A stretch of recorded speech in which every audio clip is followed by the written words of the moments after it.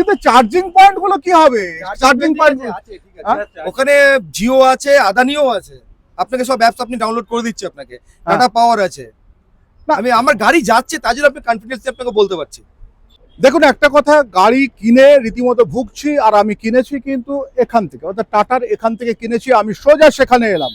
সেখানে এসে আমার প্রথম প্রশ্ন যে আমি যেই জায়গাগুলোতে যাচ্ছি সেই জায়গাগুলোতে কিন্তু কোনোভাবে যেখানে চার্জিং স্টেশন সে বেশিরভাগ জায়গায় পাচ্ছি না। যে কটা জায়গায় রয়েছে সেখানে একসঙ্গে অনেকগুলো গাড়ি থাকছে, যার ফলে আমার কিন্তু ভোগান্তি বাড়ছে।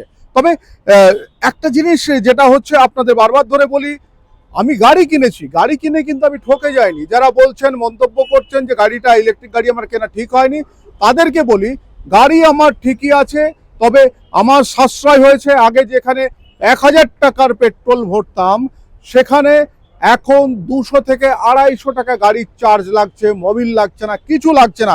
আমি কিন্তু প্রথমে এসেছিলাম এই মিলন এবং শান্তনু, এই দুলিচাঁদ টাটা মোটরের, এরাই দুজন আমাকে বুঝিয়েছিল। আজকে কিন্তু এসে এদেরকে সরাসরি অ্যাটাক, একেবারে অ্যাটাক, যে শান্তনু ভুগছি আমি কেন। না, আপনি যেদিন আপনি ভুগেছেন সেটা দিনে সার্ভারটা একটু প্রবলেম ছিল, ঠিক আছে, প্রথম কথা। এবার আমরাও টাটা পাওয়ারের সঙ্গে কথা বলেছি, বা কিছু কিছু জায়গা আমাদের কন্ট্রোলে নেই, যেই সব জায়গাগুলো যেমন এনকেডিএ, যেখানে আপনার এনকেডিএ টোটাল চার্জার লাগানো রয়েছে নিউটনের বুকের মধ্যেই 9খানা চার্জার আছে, তার মধ্যে 7খানা চার্জার অলরেডি চলছে, 3খানা চার্জার অলরেডি বিকল হয়ে পড়ে আছে। 3খানা না তার থেকে বেশি, আমার কাছে রিপোর্ট যেটা আছে 3খানা চার্জার আছে, ঠিক আছে। কারণ ওখানে যেটা বেসিক্যালি ওখানে কমার্শিয়াল চার্জারের জন্য, মানে এত কমার্শিয়াল গাড়ি আমাদের বেরিয়ে গেছে এক্সপ্রেসটি, সেখানে কি হয়েছে, প্রত্যেকটা হাব কোম্পানিগুলো এক একটা করে 8টা 10টা করে গাড়ি অলরেডি লাইনে রেখে দিচ্ছে। এতে ভোগান্তি, সত্যি বিশ্বাস করুন, প্রচন্ড ভোগান্তি।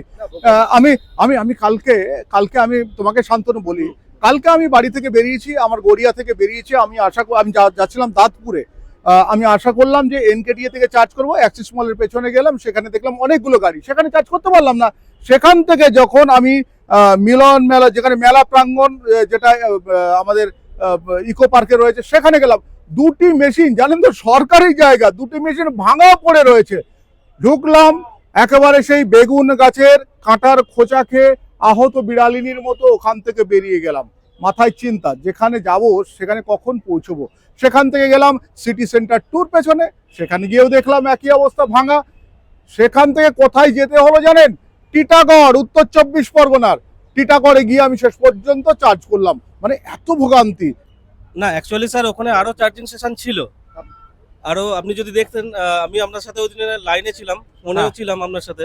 না না না, এটা গতকালের কথা বলছি। আচ্ছা, গতকালে ওখানে কিন্তু আরো, ওখানে এয়ারপোর্টে ছিল, আপনার নিউ টাউন মেলা প্রাঙ্গণে ছিল, এনকেডি এর পার্কিং স্লটেও ছিল, আপনার কাছাকাছি আরো ছিল স্যার। ওই সময় যদি আমাকে আরেকবার ফোন করতেন, আমি ওইগুলো আপনাকে গাইড করতাম, যেটা আজকে আমি আপনাকে বলছিলাম। যেহেতু শান্তনু ফোনের কথা বলছে, বিশ্বাস করুন, অনেকে রয়েছেন না, জিনিস বিক্রি করলো তারপর তারা সেই রকম ভাবে হয়তো ফোন অ্যাটেন্ড করে না।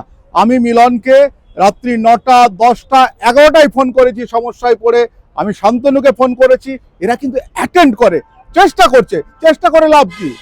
যদি যন্ত্রগুলো বিকল থাকে, যেমন আমি বলি 2 দিন আগেকার কথা বলছি, যে বেহালা থেকে আরম্ভ করে, নাকতলা থেকে আরম্ভ করে তোমাদের বেস্ট ব্রিজ, এখন খুব খারাপ অবস্থা ছিল সেদিন। মানে আমাকে প্রথমে ভুগতে হয়েছে, সেদিন কোনো কাজই করতে পারিনি। এটা আপনি সমস্যায় হচ্ছে, আমি আশা করি এই সমস্যাটা তাড়াতাড়ি সমাধান হয়ে যাবে। কারণ আমি যা টাটা পাওয়ারের সঙ্গে কথা বলেছি, যে ন্যাশনাল হেড আছে, শুধু টাটা পাওয়ার নয় শান্তনু, তোমাদের গাড়ি বিক্রি করতে গেলে অন্যান্য যারা এরকম চার্জিং স্টেশন বসিয়েছে তাদের কথা বলতে হবে। দেখুন, এটা বলতে গেলে ওই কোম্পানিগুলো যদি মেনটেন না করে, সেটা তো আমাদের হাতে কিছু করার নেই না।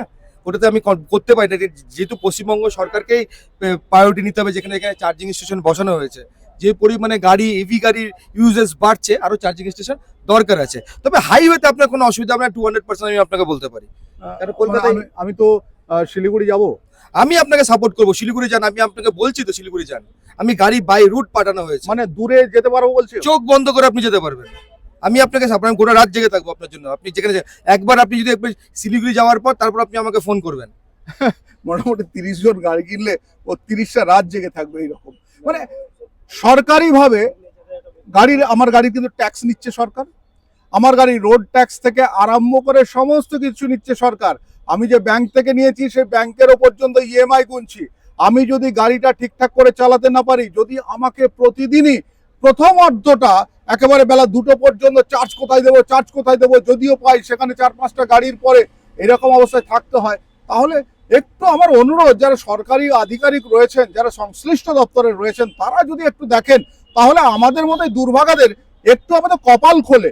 আর পরবর্তী দিনে ওদের কাছেও কিছু এনকোয়ারি করে। কারণ আপনি ভাববেন না যে আমার কথাটা শোনার পর, এই অভিজ্ঞতা নেওয়ার পর মানুষ লাফাতে ইলেকট্রিক গাড়ি কিনতে আসবে। আমি বলছি ইলেকট্রিক গাড়ি কিনুন, কিন্তু চার্জিং স্টেশনটা ঠিক রাখুন। যারা কলকাতায় শুধু ঘুরবেন তাদের পক্ষে ওকে অ্যান্ড গুড, বাড়ি থেকে চার্জ করুন, 2-3 দিন ধরে ঘুরুন কলকাতায়, কিচ্ছু হবে না। তবে একটু বাইরে যেতে গেলেই সমস্যা, তাই তো? তো একটু বাইরে যে বাই রুট NH-34 দিয়ে যদি যান, আপনার কোনো সমস্যাই নেই।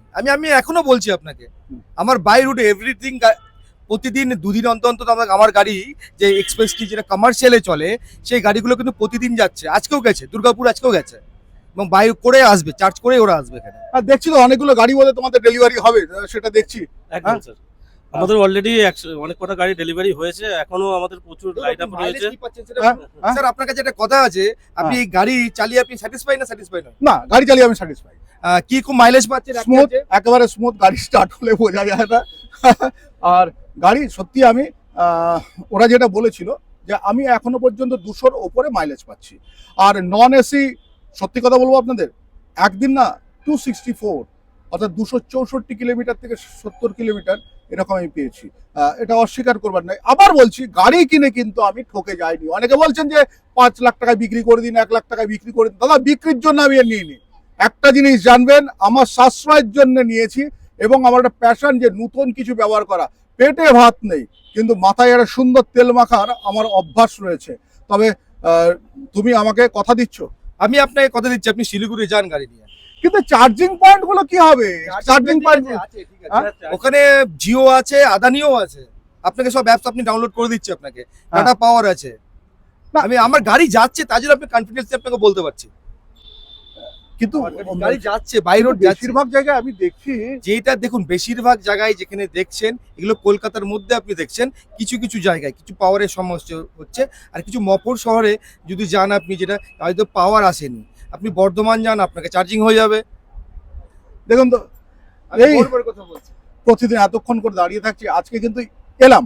অনেকে ভাববেন ওদের বিজ্ঞাপন করতে এসছি, না, আমি ওদের বিজ্ঞাপন করতে আসিনি। একটা জিনিসই বলছি যে ইভি গাড়ি কিন্তু আজকের দিনে যেটা চলছে, আগামী দিন আপনার যারা দেখছেন, আপনারা যদি আজকে পেট্রোল গাড়ি, ডিজেল গাড়ি ব্যবহার করেন, আপনাকে ইভি গাড়ি নিতে হবে।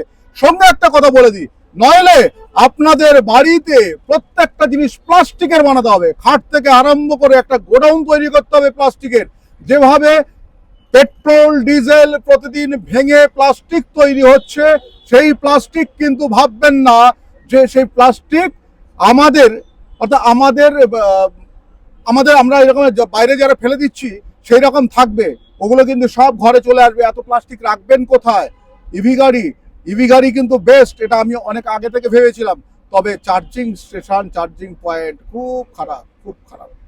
তবে আজকের মতো আসি, এই দুজনকে আর জ্বালাবো না। এসছিলাম, ভালো থাকুন সবাই। আর বলি, যারা এই চার্জিং পয়েন্টগুলো যে কোম্পানিগুলো লাগিয়েছেন না, একটু নজর রাখুন প্লিজ, একটু নজর রাখুন। আমরা খুব ভুগছি। নমস্কার।